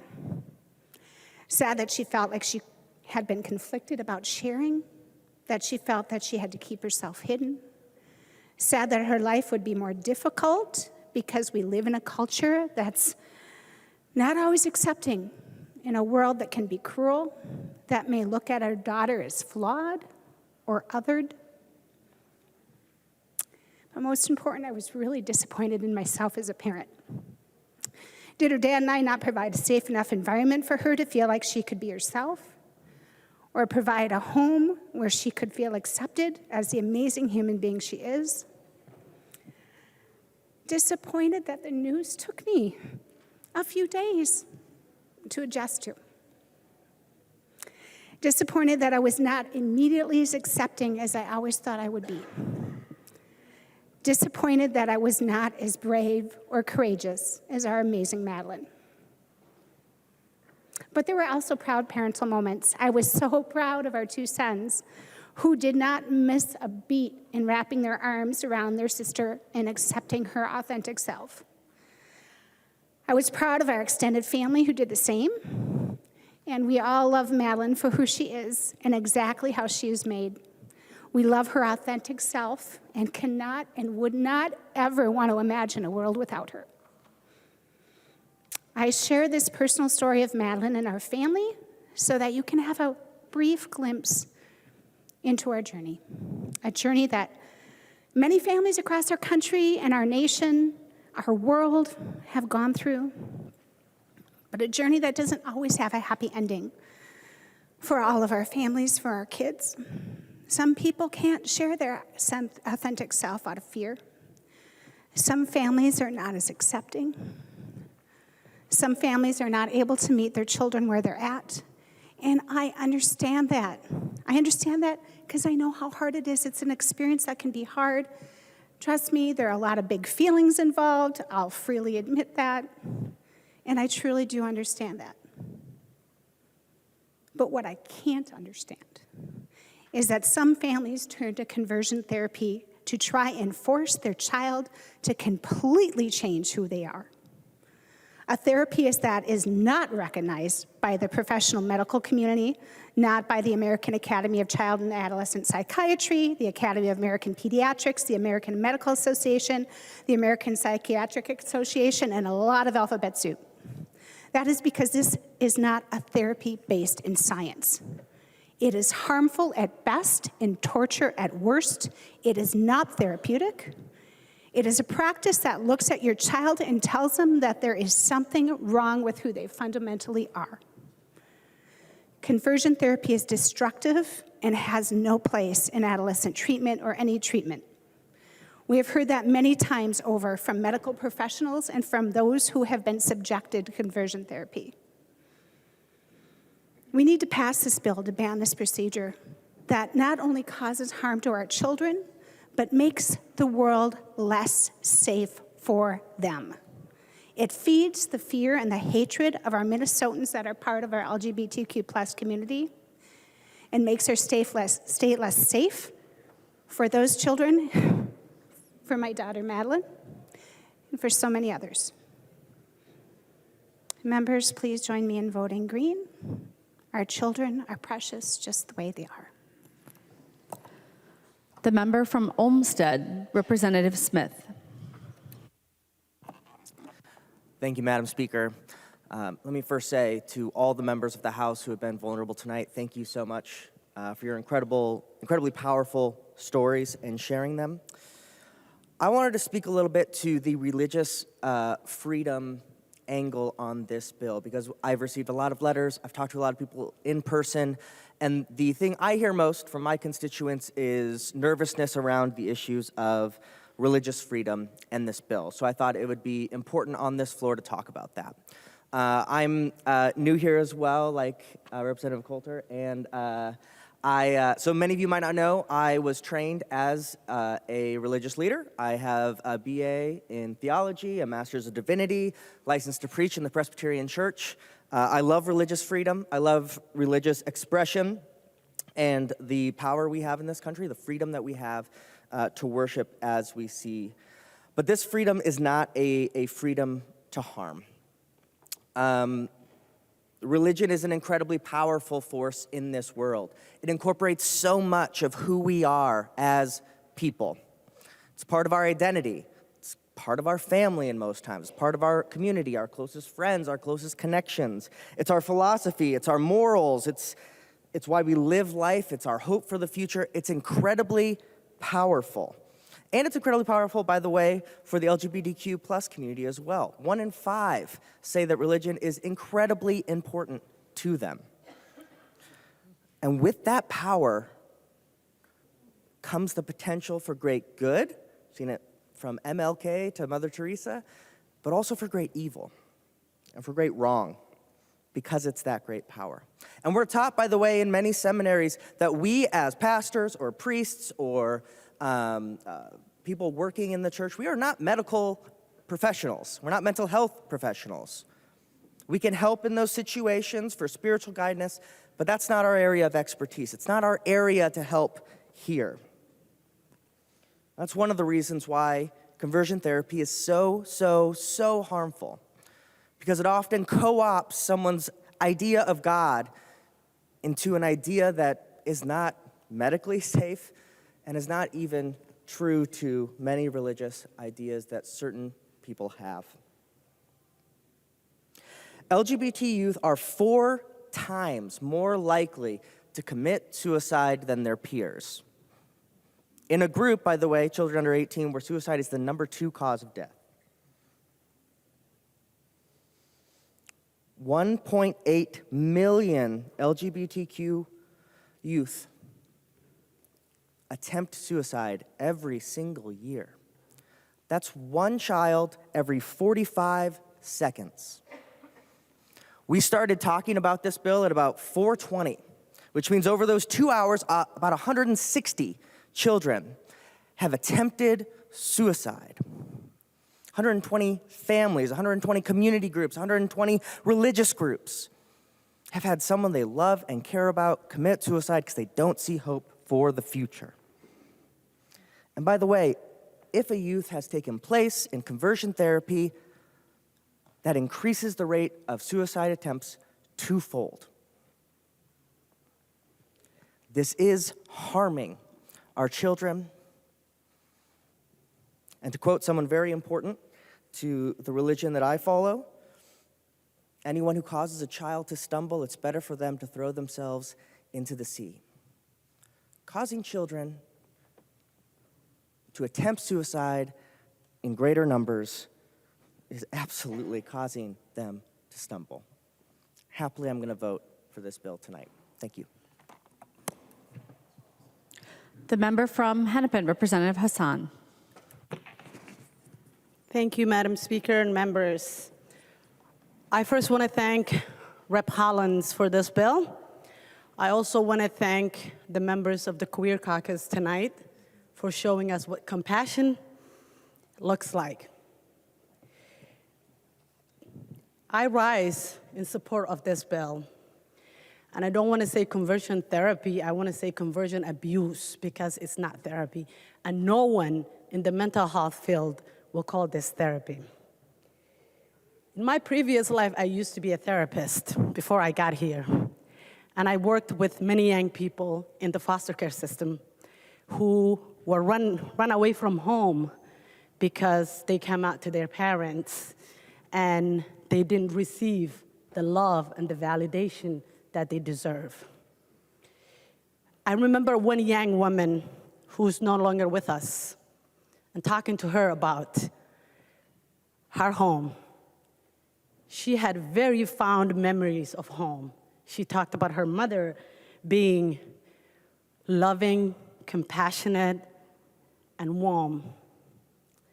And I asked, if your memories of home are so beautiful, why did you run away? Then came the story and the horrors of conversion abuse. She talked about being raped. She talked about being beaten. She talked about being, starved. Only because somebody else decided who she was wasn't good enough. Who she was had to be altered, changed, and modified because society didn't want to accept who she was. I've worked with many young people running away from this abuse, and many of them would describe this experience as the most traumatic event that has happened to them. According to research, conversion abuse are associated with damaging mental health impacts. people who are in the LGBTQI plus community, young people who are running away from this are more likely to be depressed, have anxiety, and even attempt suicide. Because we, the adults in the room and society, are telling them that you're not enough. You're not worthy, so we have to change you to the version of you that we like. It's our job as leaders of this great state to protect young people. I'm a parent of 2 children. My son is 19 years old. My daughter is 3 years old. As a parent, I cannot imagine putting through that abuse, my children through that abuse, because something about them doesn't fit my ideal society. I say ideal because it's our falsehood of what society is supposed to be. God has created all of us. Many of us believe in religion. Then every version of us must be true. Every version of us must be acceptable to the rest of us.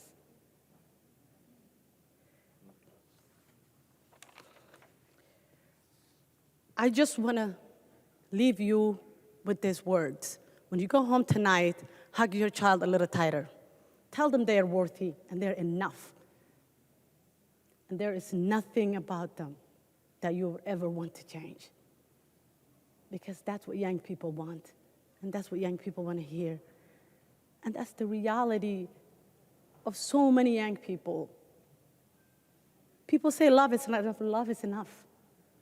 Every single person wants to know that when they wake up in the morning, that somebody somewhere will miss them if they were gone today. Somebody somewhere thinks that they're worthy and they have a value on this planet.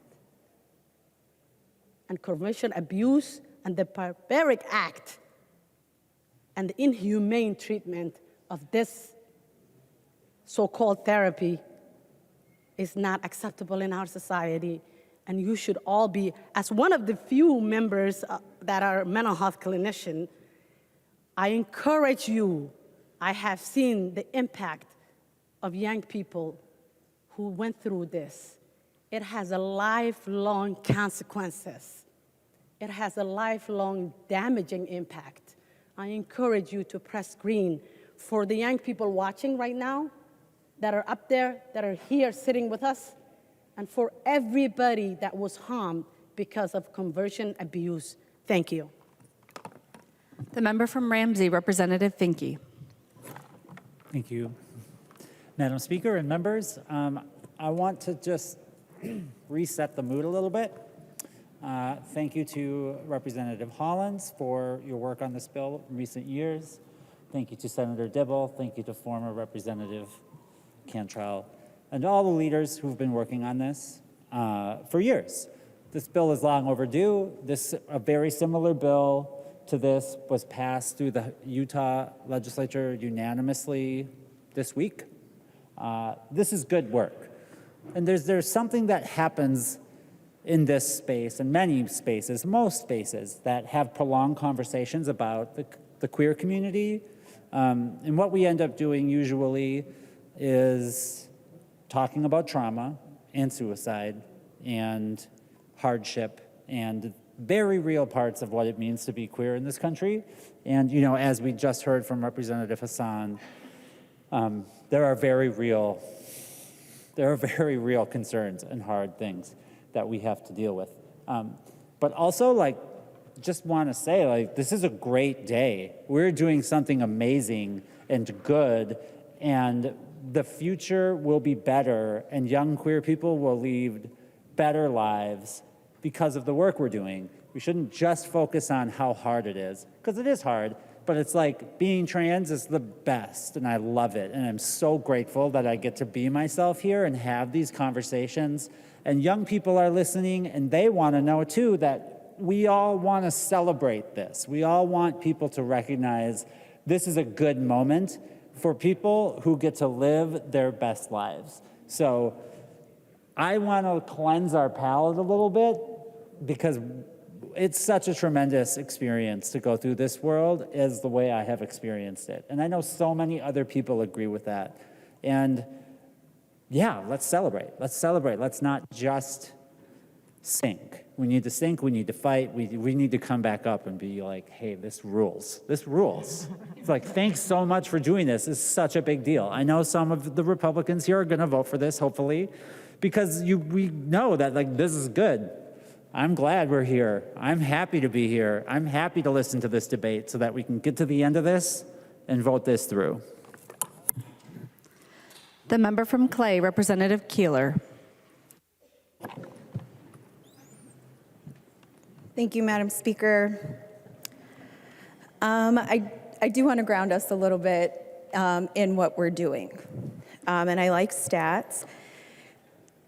When we talk about our kids and we talk about what this is doing, it really is suicide prevention to the core. As an Indigenous two-spirit individual, when we talk about conversion therapy, it reminds me of another time in history that a group of individuals tried to force another group of individuals to deeply change who they are. And it was through boarding schools. And as Indigenous people, we were taken to another place, taught different languages, cut our hair, taught us to believe in something because we were told in that moment that we weren't able to be who we were authentically. Fast forward in this conversation, this feels a whole lot like the same thing. And as somebody who sits in the intersection of this, as an Indigenous person and as a queer person, today we are absolutely saving lives. And I appreciate that this conversation didn't come with a whole lot of hate like we've seen it in the past, because our kids deserve to know that they're loved. That you're loved no matter who your parents are, who your grandparents are. When we talk about what suicide as a teenager looks like, another data point that people probably aren't surprised about because we sit at a lot of tables and hear this, I attempted suicide twice in high school. I say once because I was Indigenous and the other because I really struggled with society telling me for another component of who I wasn't accepted in this space. And I can tell you that having adults in my life tell me that I wasn't good enough, I didn't belong, changes you for the rest of your life. So I know that we don't need the other side's votes to pass this. We got this, and it is a really good day. But I want you to think about future generations, and I remind us this as the Indigenous point of view, that what we do today impacts 7 generations. And you will be on record for future generations that you don't know. And be really mindful that we set standards here for decades. And today is a good day to vote green for suicide prevention and support so that every Minnesotan moving forward can be unapologetically, authentically themselves through and through. Thank you, Representative Hollins, for taking this on. I will put my name on a line next to yours any day to fight for our kids. Thank you, Madam Speaker. The member from Ramsey, Representative Perez-Vega. Thank you, Madam Speaker. It's a good day, like my colleague, Representative Pinky stated, especially for us who are part of this queer caucus making history from the House to the Senate. And I want to highlight the beautiful queer community of Minnesota that has been there for us children who went to school, facing parents who are the complete opposite parents that I grew up with. Facing the challenges of those students and their parents who would mock and call us freaks. Well, I'll take it, because I'm proud. I'm proud of the community that Minnesota has and that it still has, and it's seen here in this law because it's gonna go through. Just like we're gonna keep being proud of who we are. I think about when I was 13 years old, I had to say goodbye to my cousin, Robertito Carreras, who at 20 years old died from AIDS and hiding the love of his life. I think about if the beauty of what faith isn't structured to discriminate and hate the beauty of what life is. Because my cousin had so much life. My cousin had so much life and so much love. And while folks at his funeral whispered, talked about what he had in a bad way, I question, what if he was able to be himself, not just around me, but throughout our entire family and community? I think about the way that he played his drums and the way that he was the best dancer from the north side to the west side of these Twin Cities. And I think about how he celebrated in this room tonight.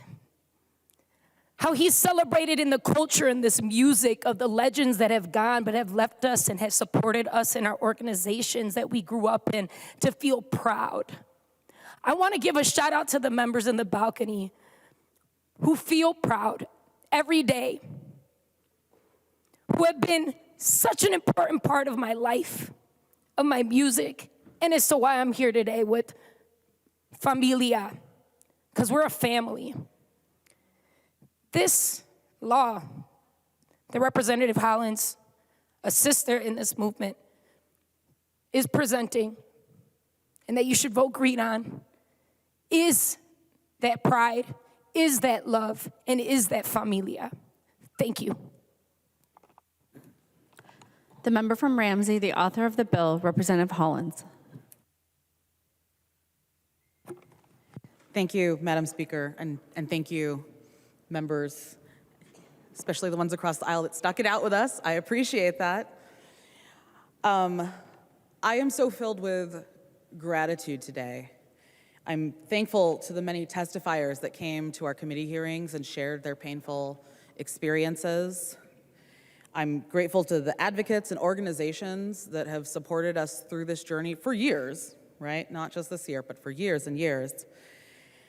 I want to give a special thank you to Representative Neu Brindley and other members of the GOP caucus who have worked with me to try to make this a bipartisan effort. I appreciate that.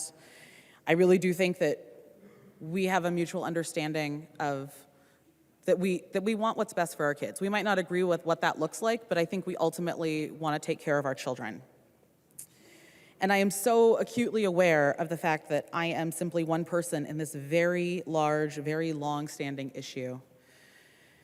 As Representative Cantrell said so eloquently just a couple of hours ago, this bill doesn't belong to me, it belongs to the people. And it belongs to our LGBTQ+ community. I remember when I first came out to my parents, I had my first serious girlfriend, and when I came out, my mother, who is very liberal, social worker, she cried. And she said, "I always thought you were gonna be with a big, strong man." And I was so perplexed. I didn't understand where that reaction came from, because I had always known her to be a champion for LGBTQ individuals. But now as a parent, I get it. Because no matter how hard you try, you end up having expectations for your kids. Wrong or right, like maybe you think they're gonna be a doctor, or you think that they are going to, live in a house in the suburbs or something, and they defy your expectations. It never fits the way you think it's going to. And that's in particular why I like this bill. Because what I see when I look at this is not just the harm it causes to kids, but the harm that it causes to families. The fact that being afraid, being scared of what your child has come out as could lead you down a path that is destructive to them, that's destructive to you, that's harmful to your bank account. I think it's so important that we protect Minnesotans against that and allow folks to just be themselves. And that's really what I see in this bill. It's an opportunity to help us protect all Minnesotans. And we've heard a lot tonight about protecting folks and protecting our Two-Spirit and LGBTQIA+ community members. But I also want to acknowledge that this is a celebration. And it's a celebration of allowing people to be exactly who they are, to live full, beautiful lives as themselves, and that we, as a body, are acknowledging that that's okay, and that we love you. No matter how you are, no matter what you identify as, we love you. And that's all I really want for everybody in the whole state of Minnesota, but especially to my queer LGBTQIA+ family. I want them to know that you are fine exactly the way you are and that you are loved. Every time I have this bill heard in committee, I get emails from parents, from young people saying, wow, you heard me. You're telling my story. The people who are testifying in the room are telling the story of the things that I have experienced, and you care. And they are people from across the entire state. I've had parents reach out to me and say, I showed this video to my kid because they need to know that there are people at the Capitol who care about you. And I just think that's so beautiful. And I really hope we can continue that message of caring tonight by voting green. So thank you all so much. I appreciate the time. I appreciate all the effort that's gone into this work. And please do support House File 16. Thank you. The clerk will take the roll.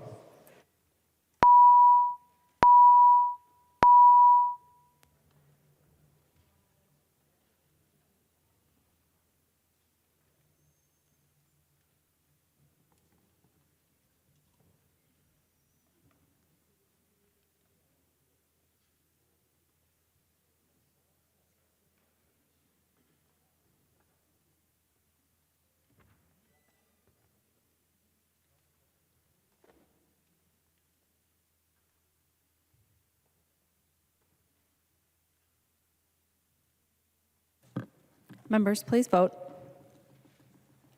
The clerk will close the roll.